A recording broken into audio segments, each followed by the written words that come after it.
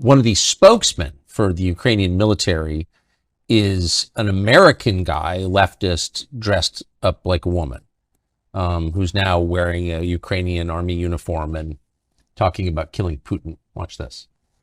If you look at Putin's mouth, you'll notice that blood drips from it. He's a vampire, carrying out genocide against both Ukrainians and Russians alike.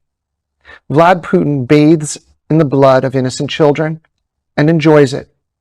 And this is why the dictator of the Russian Federation must be deposed, and why peace talks have to be focused on President Zelensky's 10-point peace formula and the full liberation of Ukraine. There's something so perfect about that, the convergence of every ugly anti-human trend in modern. Is that a transgender person? That's a guy with fake breasts. Yeah, yes. Yeah, that's interesting. Well, I think everything else is fake too. We estimate that at least 60,000 children from Ukraine have disappeared, vanished since this war began. Where are they? What about all of the women that have been sold into prostitution that once lived in Ukraine? This war is a catastrophe. The people bathing in blood are in Kiev and Washington, not in Moscow. And this sort of thing is going to play well until it can't. And that's the sad part. We're going to see this whole thing collapse and implode. It's coming. And with it, NATO? I would think so, because the Europeans right now, Germany is well into a recession. It has systematically deindustrialized itself by casting its lot with the anti-Russian crowd.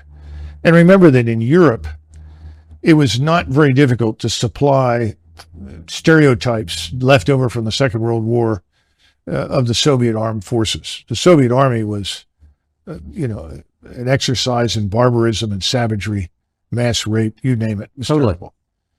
That's not Russia today.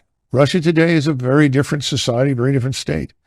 And that's been Putin's effort from day one. He's been interested in restoring Russia as an Orthodox Christian state with a true national identity and a strong national culture.